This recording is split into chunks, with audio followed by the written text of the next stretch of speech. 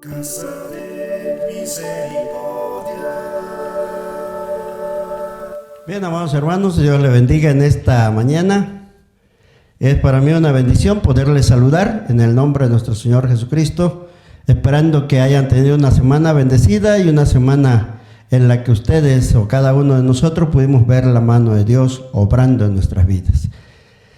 Quiero aprovechar o tomar unos momentos para felicitar a todas las mamás en este día, todas las madres en este día.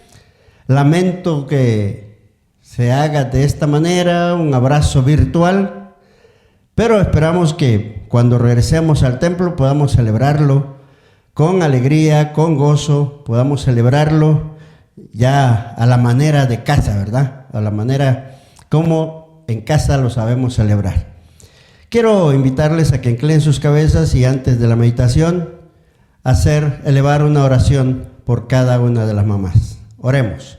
Padre bendito, en esta mañana estamos tocando el trono de tu gracia para pedirte, Señor, que tú seas en nuestras vidas cada día así como lo has estado haciendo hasta ahora, pero también pedirte que tú recibas nuestra acción de gracias, que inclines tu oído, Señor, para escuchar nuestro clamor. Un clamor que en esta hora hacemos, Señor, para agradecerte por las mamás, por las madres que han sido un instrumento, han sido un medio por el cual, Señor eterno, esta humanidad ha sido poblada. Toma en tus manos a cada mamá, Señor, toma en esta hora ese corazón que se goza como ese corazón que también en esta mañana está afligido, está triste por alguna situación que está viviendo, por alguna enfermedad que está sufriendo.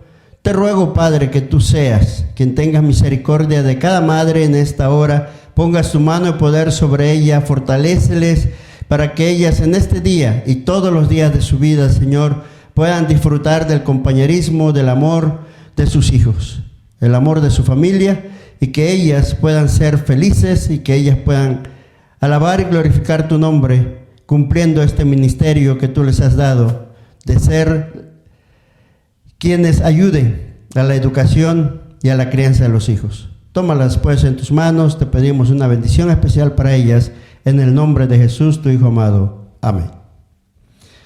Muy bien.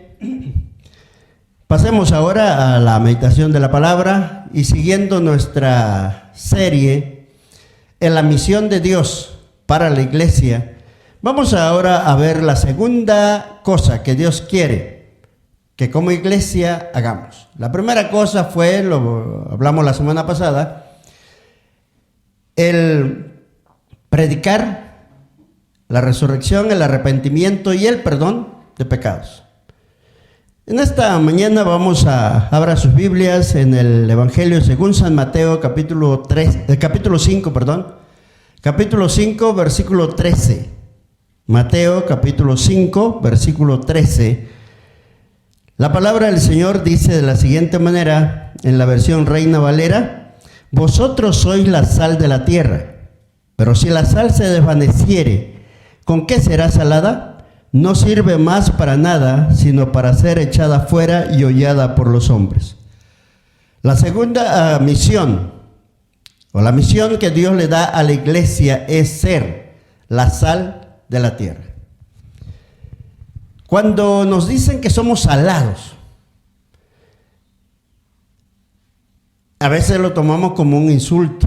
Nos lo dicen porque nos va mal en algunos negocios que hacemos, en algunas cosas que queremos prosperar, no prosperamos.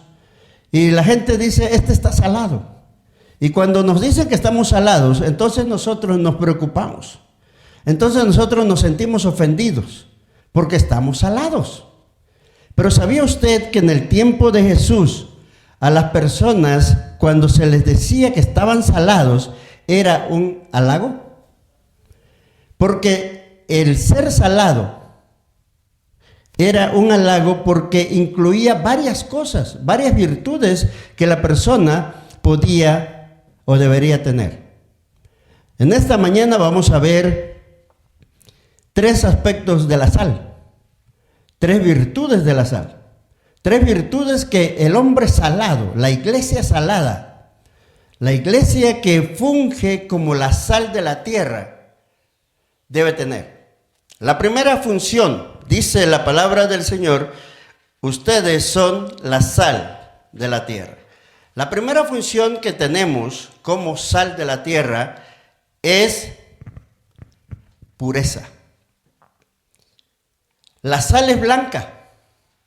Obviamente después que se lava, después de que se pasa un proceso de refinación o refinamiento, llega a tener un color blanco. Que cuando la sal está en la playa, cuando la sal está en las salineras, cuando la sal está bajo los rayos del sol, llega el momento cuando la blancura de esa sal lastima nuestros ojos. La pureza de esa sal es algo que destaca. Y algunas personas dicen que la sal, los romanos decían que la sal era lo más puro del mundo. Para los romanos la sal era lo más puro, porque procedían de las dos cosas más puras que existen en la tierra, que es el sol y el mar. Cuando la sal es encontrada, es sacada, es procesada, encontramos que tiene esa función de pureza, se limpia, se purifica, y esa sal hace muchas cosas que nosotros necesitamos en nuestra vida. William Barclay dijo: la sal es la ofrenda más antigua de los hombres a los dioses. La sal era parte que al terminar el ritual, al terminar la ceremonia, el sacrificio, entonces se esparcía sal y era parte de la ofrenda a los dioses, obviamente a los dioses ajenos. Cuando Jesús estaba diciendo a la multitud que serían la sal de la tierra, estaba exigiendo, escúchelo bien, estaba exigiendo pureza. Estaba pidiendo esta virtud, estaba diciendo: ustedes, si quieren ser la sal, no, ustedes son. La iglesia es la sal. La iglesia debe ser una congregación, un pueblo santo, un pueblo puro. Jesús estaba diciendo: ustedes son la sal de la tierra, ustedes son la pureza de la tierra. Ustedes son la diferencia en la tierra. En el versículo 8 del mismo capítulo 5 de Mateo, Jesús está diciendo: bienaventurados los de limpio corazón, porque ellos verán a Dios. La limpieza de corazón, la pureza de vida, es la que hace a la iglesia bienaventurada. Es la que hace al cristiano, al Hijo de Dios, bienaventurado. No son los conocimientos ni las posiciones que tengamos dentro de la iglesia, sino que es el cumplir la misión de Dios siendo puros, siendo santos. En este tiempo, cuando los valores morales están sufriendo un proceso de desaparición, Jesús está diciendo a la iglesia: sean puros. Ahora, cuando la vida cristiana se vuelve relativa entre bueno y malo, varias veces he dicho en la congregación: no nos conformemos con ser buenos. Procuremos ser excelentes. Procuremos ser mejores. Buenos hay muchos. Vamos a hablar así en ese término al concepto nuestro. Él es bueno. Hay muchos. Pero no nos conformemos con ser buenos. Seamos, luchemos por ser excelentes. Luchemos por ser puros, santos delante de Dios. Esta palabra ya no es usada mucho en la iglesia. Cuando hablamos de santidad, de algunas personas empiezan a pensar y a decir: bueno, ese tema quedó obsoleto. No, recuerde que la Biblia dice que Jesucristo es el mismo ayer, hoy y por los siglos. Y si Jesucristo es el mismo de ayer, es el mismo de hoy y es el mismo de mañana, Su mensaje no pasa. Sus exigencias del Señor no pasan. Siguen siendo las mismas exigencias del Señor. La iglesia debe ser quien mantenga en alto los ideales de una vida pura. El apóstol Pablo le decía a Timoteo: sé ejemplo de los fieles, sé ejemplo de los creyentes en palabra, conducta, amor, espíritu, fe y pureza. Tus palabras deben ser sazonadas con sal, dice el Señor. Tus palabras deben ser puras. Tus palabras tienen que tener esa virtud de que si es sí, sea sí. Y si es no, sea no. No nos dejemos intimidar. A veces decimos, bueno, cuando vemos comprometido el sí, decimos, bueno, eso es lo que creo. O cuando vemos comprometido el no, que alguien nos diga, ¿verdad que es esto? Y nosotros tenemos que decir no. A veces quedamos pensando, decimos, bueno, pues es que si lo vemos de esta manera, buscamos cómo explicar. Buscamos la manera cómo tratar de decir las cosas sin ofender a nadie. La Biblia dice que debemos ser puros. Y no solamente en el concepto de pureza, de limpieza, de rectitud, de santo, íntegro, sino que en toda nuestra manera de vivir. El apóstol Pedro dice, sean santos en toda vuestra manera de vivir. Sean puros. Jesús está diciendo, ustedes son la sal de la tierra. Ustedes son los que van a hacer la diferencia en el mundo. El cristiano no puede apartarse del mundo. El cristiano no puede vivir en una burbuja donde no hayan tentaciones. Pero el cristiano sí puede guardarse sin mancha del mundo. Eso dice Santiago capítulo 1, versículo 27.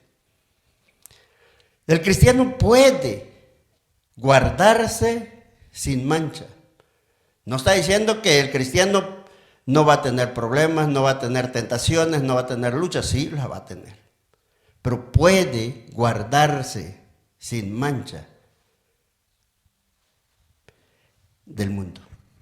¿Cómo lo puede hacer? Obviamente, siendo esa iglesia, siendo ese pueblo de Dios, siendo ese hijo de Dios que Dios le dará al hijo, a la iglesia, al discípulo, le dará el poder para ser puro, para vencer, guardarse sin mancha de las tentaciones del mundo. Así que, hermanos, la primera cosa que encontramos, la primera virtud que encontramos de la sal es la pureza. Una sal pura, una sal limpia, una sal que tiene sabor agradable, salado. La segunda característica de la sal es que la sal sirve para preservar. La sal era el más común preservador. Cuando no había refrigerador, la sal, las carnes se salaban, se ponían a ahumar o se ponían a secar con la sal. Y la sal conservaba, hacía que esa carne no se perdiera, no se corrompiera, no se echara a perder, no se pudriera. Esa carne permanecía buena para comerla dentro de 2, 3 días, una semana. La sal impedía que los alimentos se echaran a perder. Cuando Jesús está diciendo, queridos hermanos, ustedes son la sal de la tierra. Cuando Jesús está diciendo a la iglesia, tú eres la sal de la tierra.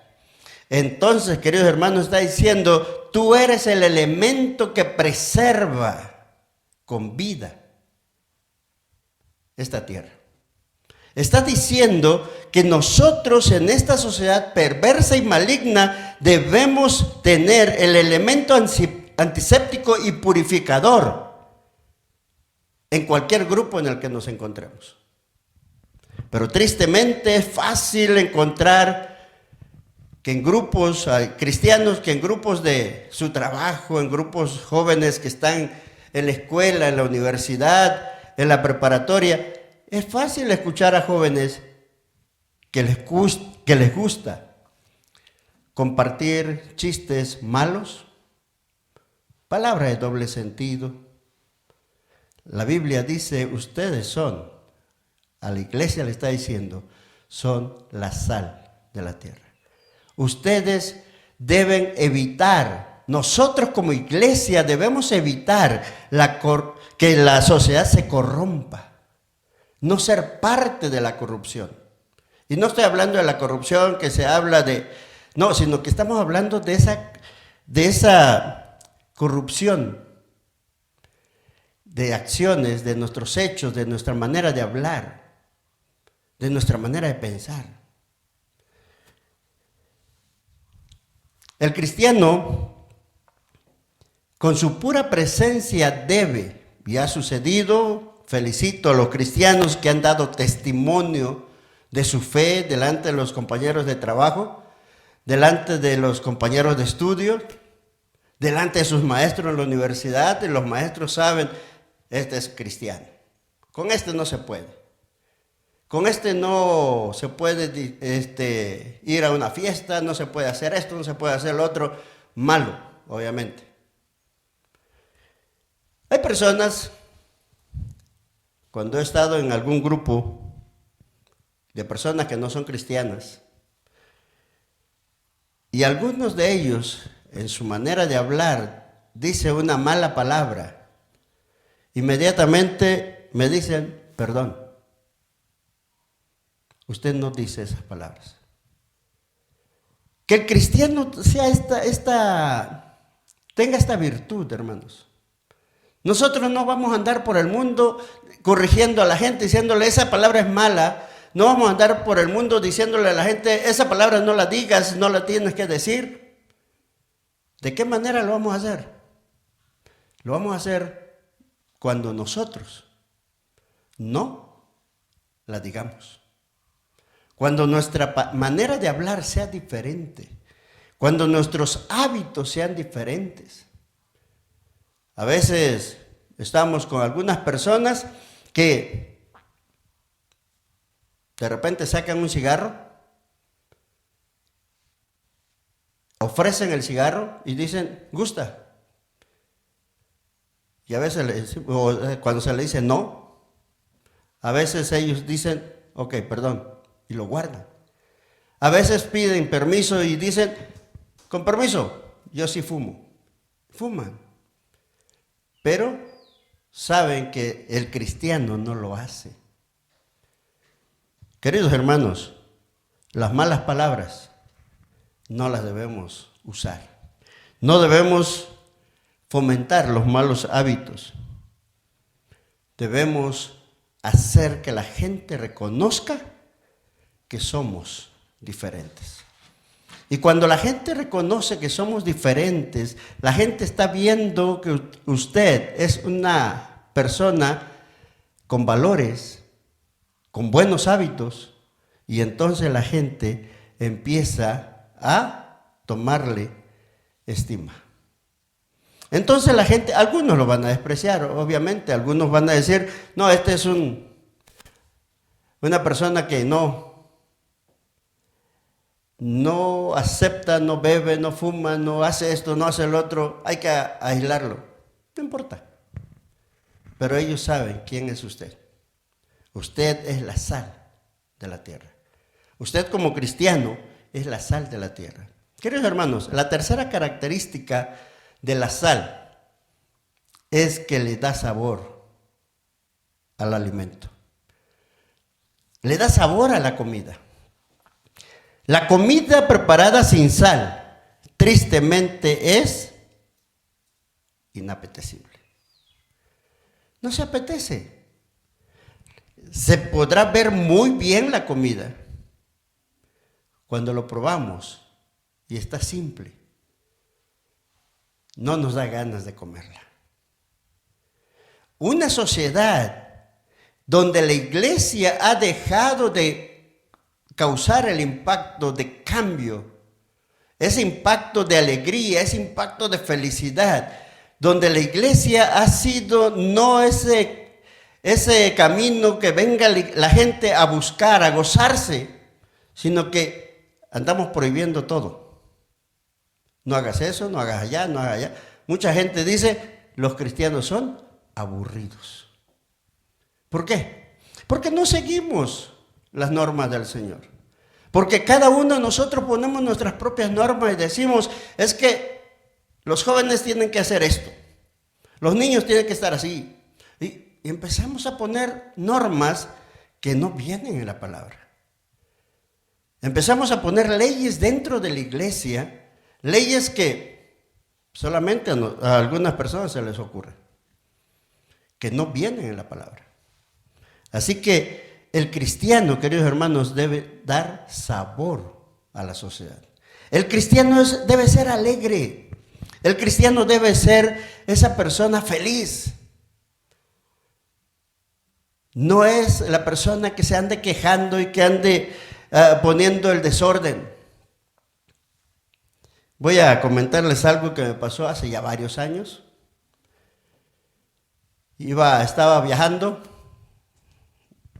llegué a un pueblo, traía un automóvil, venía manejando, y llegando al pueblo, a uno de los pueblos que tenía yo que pasar, atravesar, llegando, veo que un grupo de personas están paradas sobre la carretera, y en ese momento cae un poste.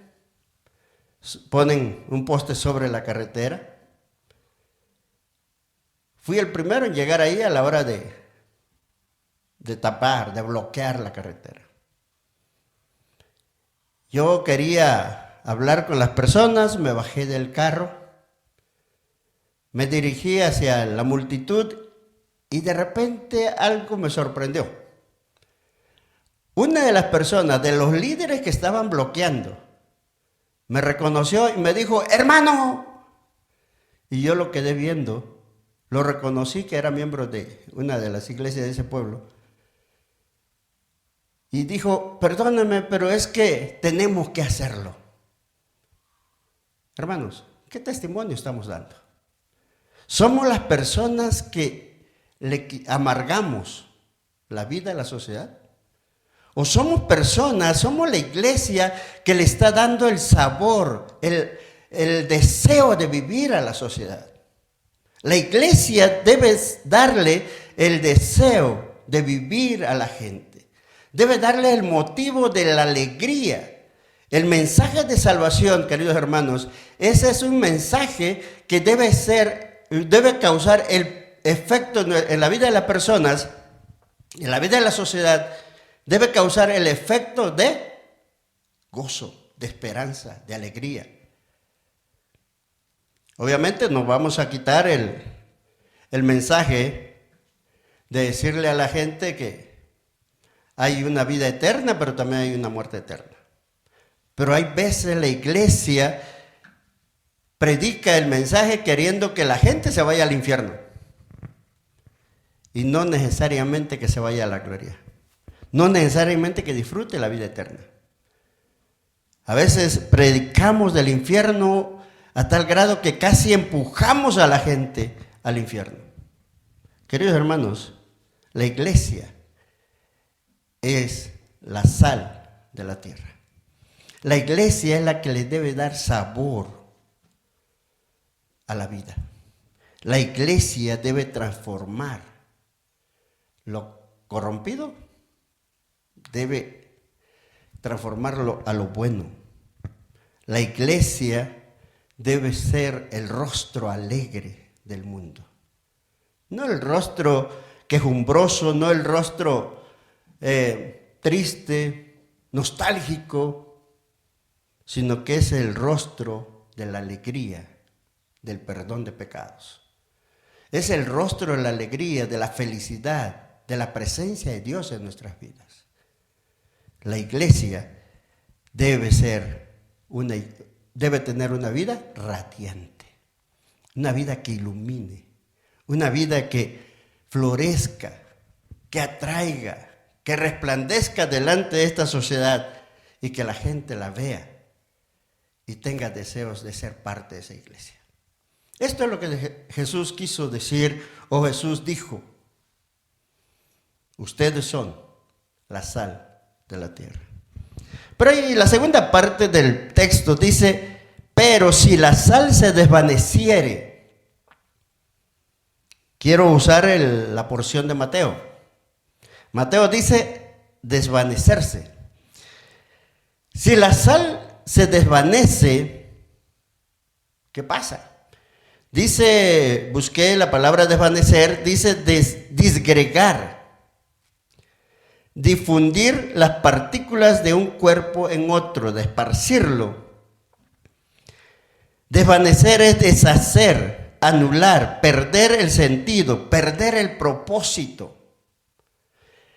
Y esto dice aquí el pasaje en Mateo: pero si la sal se desvaneciere, podría decir si la iglesia pierde el sentido de iglesia. Si la iglesia pierde el sentido, pierde su propósito, ¿para qué sirve la iglesia entonces? Simplemente cuando no es la sal de la tierra, cuando no predica el perdón de pecados, cuando no predica el arrepentimiento, queridos hermanos, la iglesia ha perdido su propósito. Esa sal se está desvaneciendo. Esa sal ha perdido el sentido de iglesia y nos convertimos en un club social. Hay muchos clubes buenos donde la gente buena llega, se congrega, se reúne, platican, hacen obras de caridad, ayudan al necesitado, ayudan al pobre y hacen otras cosas. Pero la iglesia no está llamada solamente a hacer eso. La iglesia está llamada a ser la sal de la tierra. La iglesia está llamada a ser la diferencia.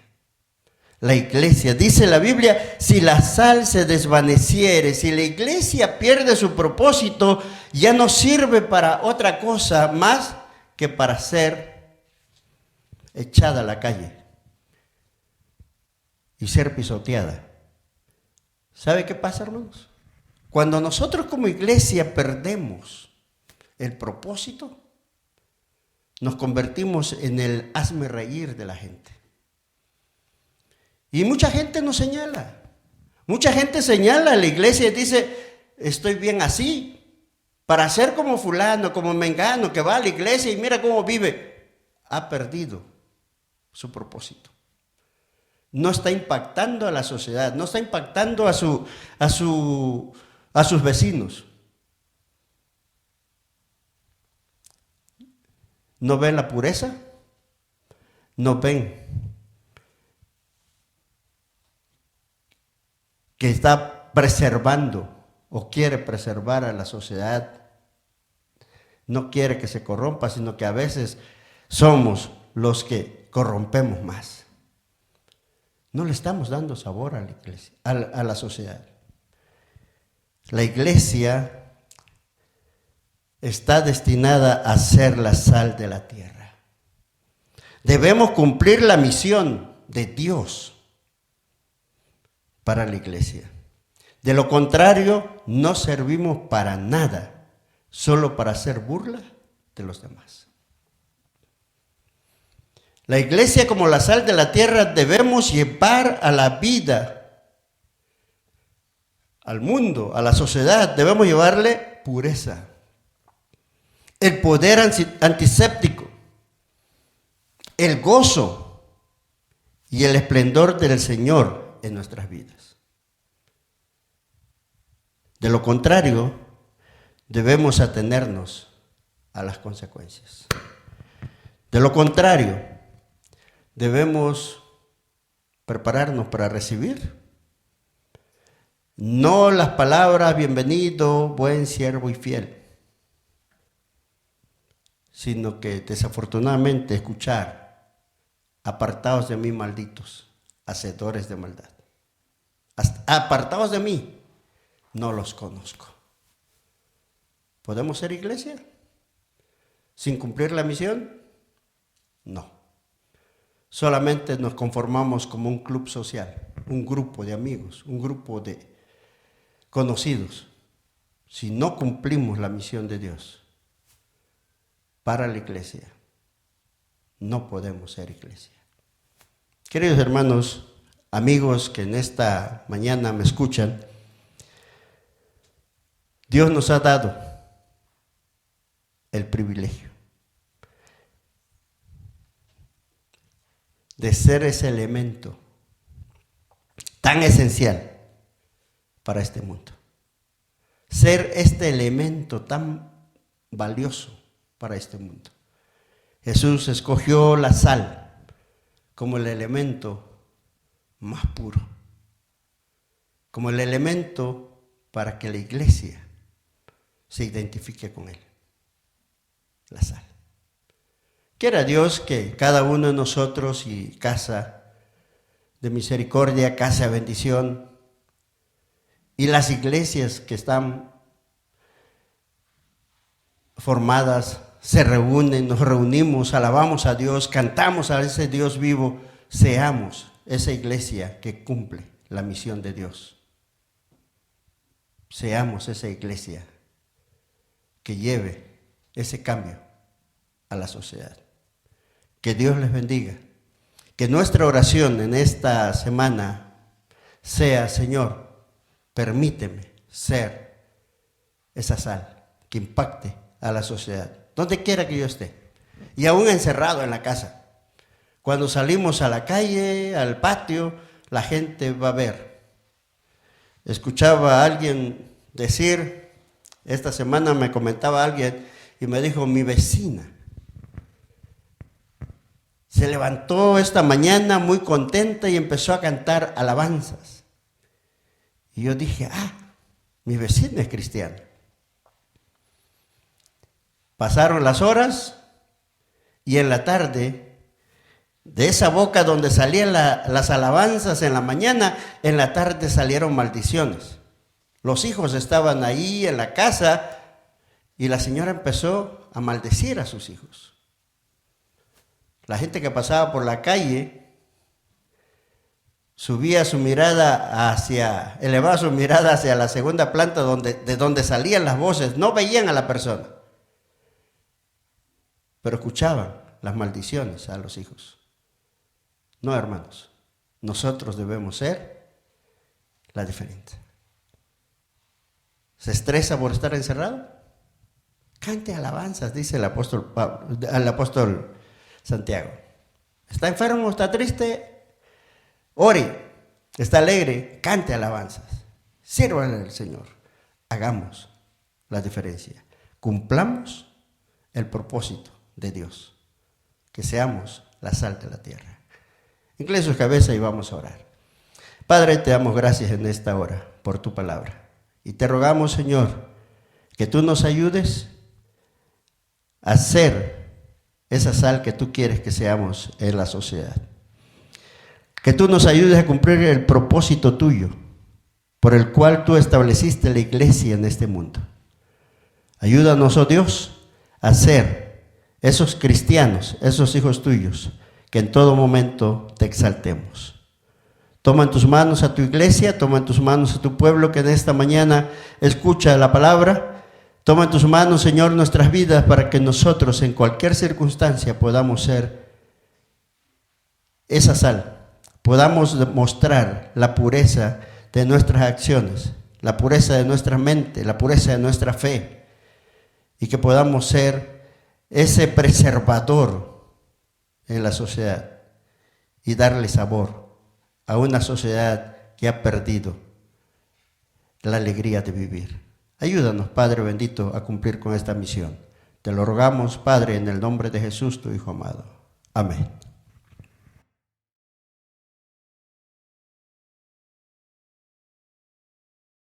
Bien, amados hermanos, en esta mañana vamos a tener la celebración de la comunión, la Santa Cena.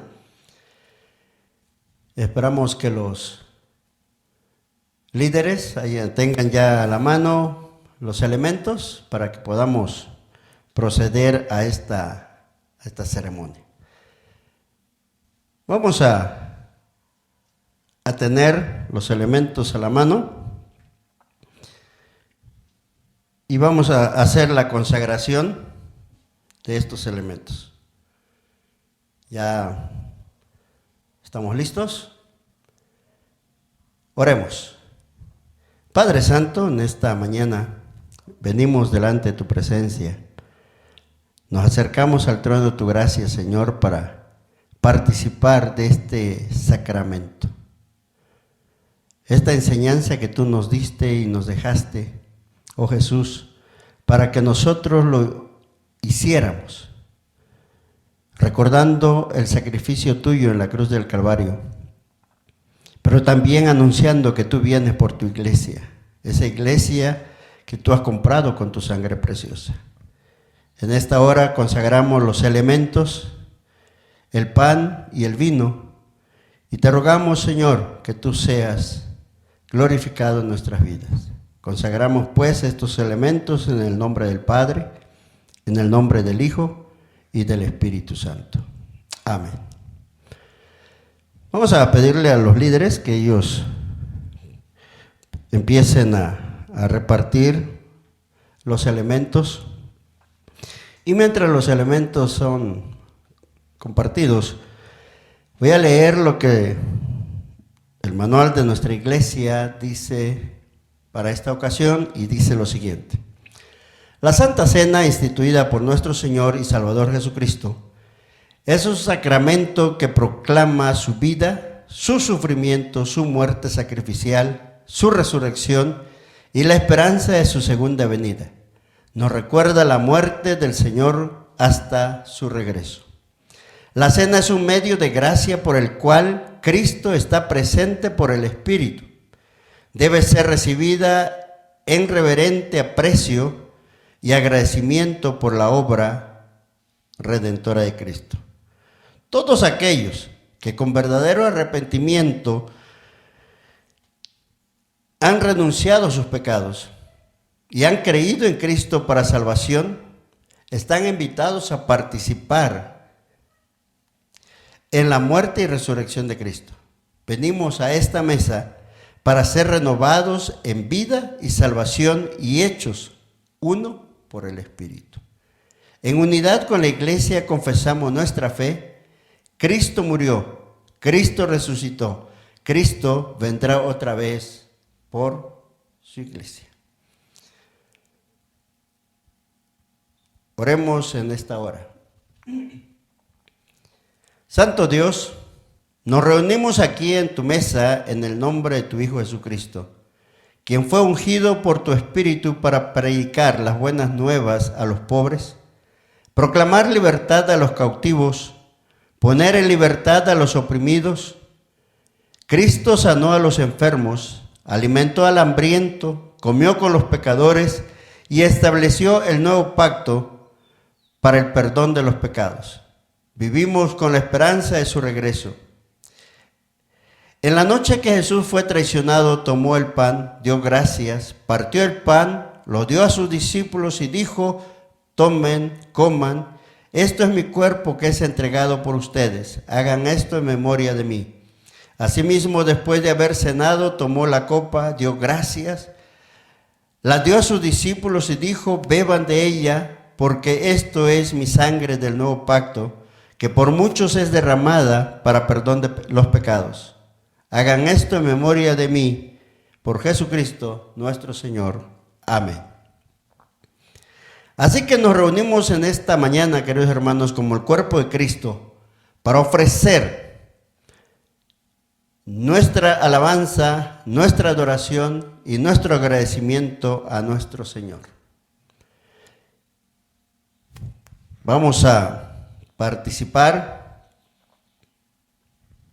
de los elementos. Tiene su pan El cuerpo de nuestro Señor Jesucristo que fue roto por ti, te preserve irreprensible hasta la venida de nuestro Señor. Come este pan en memoria de que Cristo murió por ti y sea agradecido. Puede participar del pan, queridos hermanos.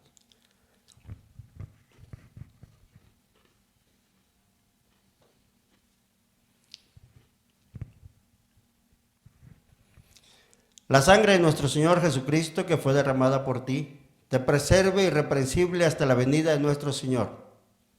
Bebe esta copa en memoria de que Cristo murió por ti y derramó su sangre para perdón de tus pecados. Y séle agradecido siempre. Participe de la copa.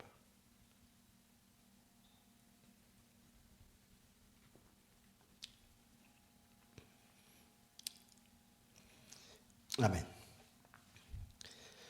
Padre, te damos gracias por permitirnos acercarnos a la mesa juntamente contigo. Te damos gracias por el perdón de nuestros pecados. Te damos gracias por el gozo que das en nuestras vidas. Te damos gracias por la alegría de la salvación que tú traes a nuestro corazón. Gracias, Padre bendito. Te rogamos que tú fortalezcas nuestra fe cada día y que en todo momento nosotros te demos la honra y la gloria. Te alabamos, Padre, en el nombre de Jesús, tu Hijo amado. Amén. Amén.